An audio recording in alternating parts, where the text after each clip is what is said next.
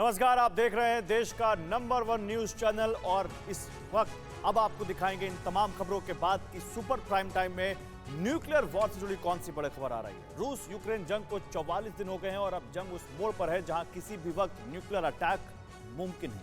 हालांकि अब तक आशंका के अंधेरे में न्यूक्लियर हथियार इस्तेमाल करने वाला फेंस क्लियर नहीं था, लेकिन अब वो चेहरा साफ है, वो फेस साफ है और वो देश रूस ही होगा। ऐसा इसलिए होगा क्योंकि रूस के पास कोई दूसरा विकल्प ही नहीं बचा है।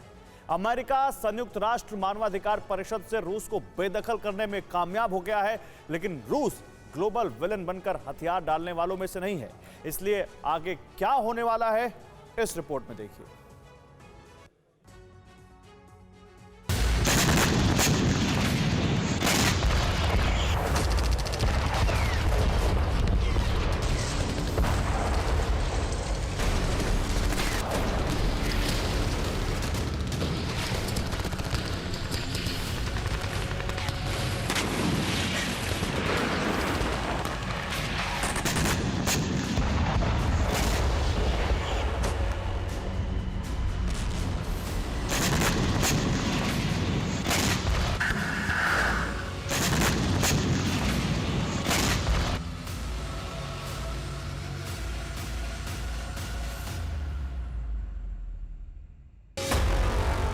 8 अप्रैल 2022 युद्ध का 44वां दिन।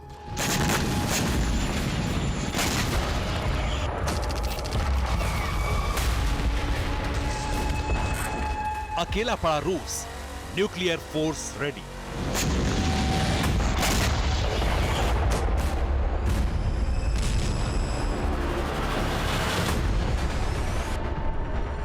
प्रेसिडेंट पुतिन के पास कोई विकल्प नहीं बचा।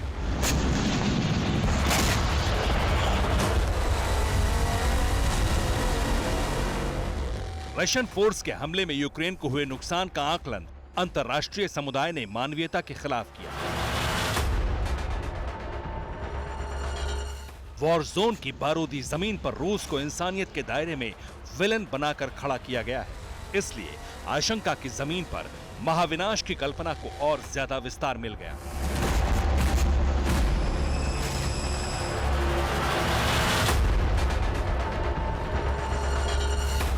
क्योंकि प्रेसिडेंट पुतिन के पास अब मास डिस्ट्रक्शन के हथियारों के इस्तेमाल के सिवाय कोई दूसरा रास्ता बचता नहीं दिख रहा।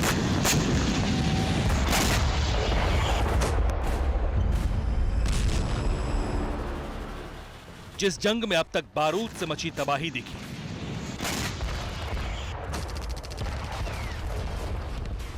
जिस जंग में यूक्रेन की बर्बादी दिखी, उस जंग का भविष्य भी अब तय हो चुका है। भविष्य है न्यूक्लियर बम के हमले से होने वाला महाविनाश, जिसकी शुरुआत किसी भी वक्त हो सकती है।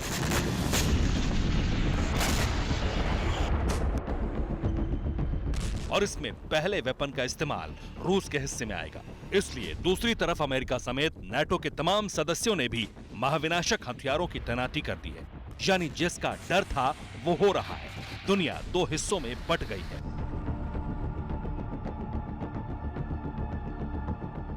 दरअसल यूक्रेन ने बूचा के नरसंहार के सबूत यूएनएचआरसी को दिए थे।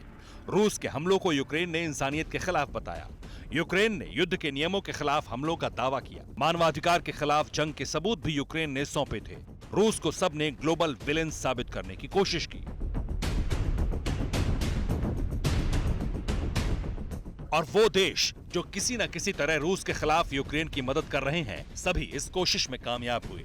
संयुक्त राष्ट्र का स्थायी सदस्य होने के बावजूद रूस के खिलाफ बड़ा एक्शन हुआ, जिसमें संयुक्त राष्ट्र ने बड़ा रोल निभाया और वीटो पावर वाले देशों की मनमानी पर रोक लगाने का एक रास्ता भी तैयार हो गया।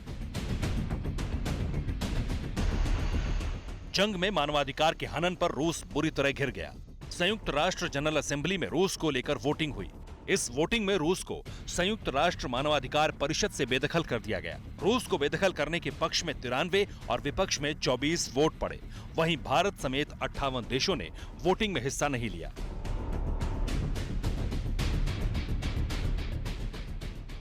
इस पूरे मामले में बूचा को केंद्र बनाया गया और फिर यूएनएचआरसी से रूस को निलंबित करने का प्रस्ताव अमेरिका ने रखा, जिसमें अमेरिका को करीब 93 देशों का सहयोग यूक्रेन के पक्ष में मिला।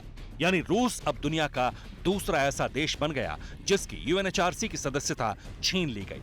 इससे पहले 2011 में लीबिया को भी सस्पेंड किया जा चुका है।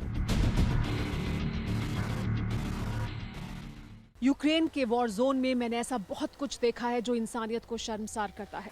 मैंने अध जले लावारिस शव देखे हैं, मैंने उस तरह के शव देखे हैं जो पूरी तरह से छिन्न भिन्न हो चुके थे, जिन्हें पहचाना नहीं जा सकता था। मैंने माँ बाप से बिछड़ते हुए बच्चों को देखा है, आशियाने तबाह हो गए वो देखा है, और ऐसा कई बार हुआ तब जब मेरी आंखें नम हो गईं ये सब कुछ देखकर। लेकिन उसके बावजूद मैं ये तय नहीं कर पाई कि युद्ध की इस विभीषिका में असली इंसानियत का कातिल कौन है। लेकिन दुनिया के 93 देशों ने एक साथ मिलकर रूस को इसके लिए जिम्मेदार जरूर ठहराया है, और यहाँ से शांति के सभी रास्ते ऐसा लगता है बंद कर दिए हैं।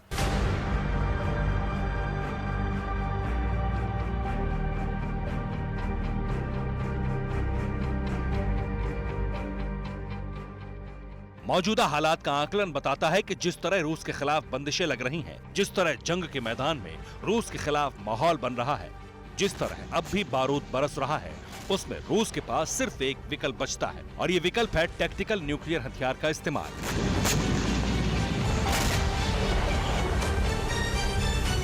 जिसे लेकर पहले अमेरिका ने आशंका जताई थी और बाद में रशियन अधिकारियों ने भी कहा था।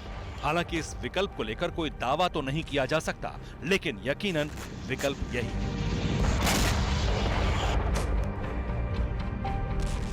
ऐसा इसलिए कहा जा सकता है क्योंकि यूनाइटेड नेशंस जनरल असेंबली में वोटिंग के समय 94 देशों ने अमेरिका के पक्ष में वोटिंग की है। इसके अलावा 24 देशों ने रूस के पक्ष में वोटिंग की, जबकि 58 देश वोटिंग में शामिल नहीं हुए। यानी दुनिया दो हिस्सों में सीधे तौर पर बंट गई है, जिसमें अमेरिका के साथ 94 देश हैं और रूस के साथ घोषित और अघोषित तौर पर 82 देशों का समर्थन है।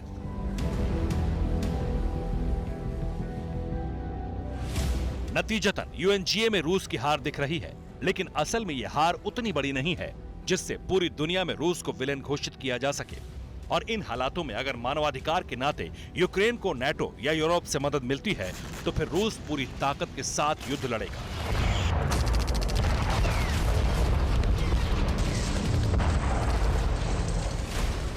जिसमें सामने सिर्फ यूक्रेन ही नहीं बल्कि अमेरिका भी होगा, और रूस इसी जंग में मास डिस्ट्रक्शन के हथियारों का इस्तेमाल कर सकता है।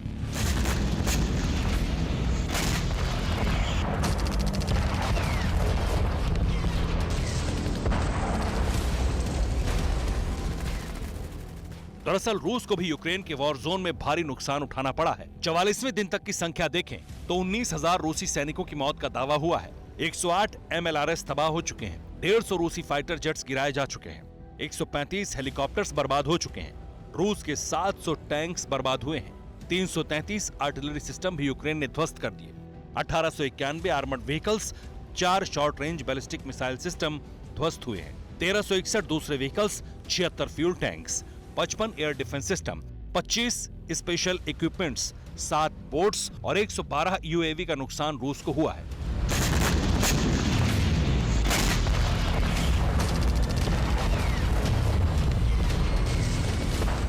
यानी महज 44 दिन की जंग में यूक्रेन का इंफ्रास्ट्रक्चर तबाह हुआ है, लेकिन सैन्य मोर्चे पर रूस को भी बहुत बुरे हालातों का सामना करना पड़ रहा है। और सिर्फ एक मोर्चे पर रशियन फोर्स इस तरह अपने जवान और हथियारों को बर्बाद होने नहीं देना चाहती।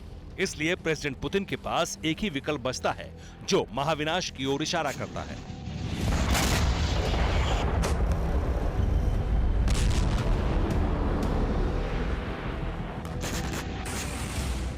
यूक्रेन में मेरी नज़र जिस तरफ भी जाती है वहाँ वीरान शहर, खंडर इमारतें दिखाई देती हैं जो बताती हैं कि कैसे यूक्रेन को बड़ा नुकसान हुआ है, यूक्रेन के आधारभूत ढांचे को बड़ा नुकसान हुआ है। लेकिन वहीं दूसरी तरफ हमें इस तरह के रूस के तबाह हुए टैंक्स और आर्मर्ड व्हीकल्स दिखाई देते हैं, दूसरे इक्विपमेंट्स जगह जगह फैले हुए दिखाई देते हैं जो बताते हैं कि रूस को भी बड़ा नुकसान हुआ है। और अब इस जंग का जो अगला कदम होगा वो बेहद विनाशकारी होगा, ये मेरा आकलन कहता है युद्ध की इस भूमि से।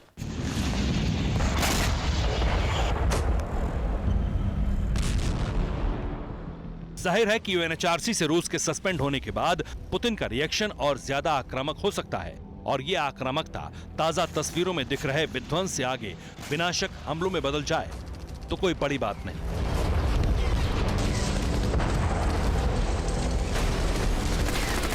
क्योंकि अब तक के हालात बता रहे हैं कि रूस के मुकाबले एक बेहद छोटे से देश से लड़कर भी रूस ने बहुत कुछ खो दिया है और अब आगे भी इसी तरह रूस अपना सब कुछ गंवाना नहीं चाहेगा। इसलिए शुरुआती जंग में टैक्टिकल न्यूक्लियर वेपन का इस्तेमाल हो सकता है। रूस के न्यूक्लियर अटैक की आशंका के पीछे प्रतिबंध भी एक कारण हो सकता है, क्योंकि रूस दुनिया का एकमात्र ऐसा देश है जिस पर सबसे ज्यादा प्रतिबंध है। इन 44 दिनों से पहले रूस पर 2754 प्रतिबंध थे। इसलिए अब तक के 5530 प्रतिबंधों के खिलाफ भी रूस के पास एटमी अटैक का विकल्प ही बचता है।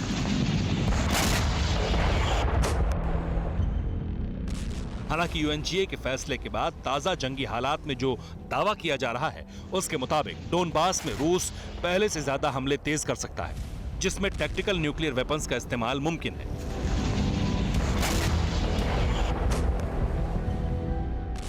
और ऐसा हुआ तो फिर न सिर्फ तीसरा विश्व युद्ध होगा, बल्कि दुनिया के महाविनाश की खौफनाक कल्पना भी साकार हो जाएगी। Bureau report, TV9 Bharatvarsh.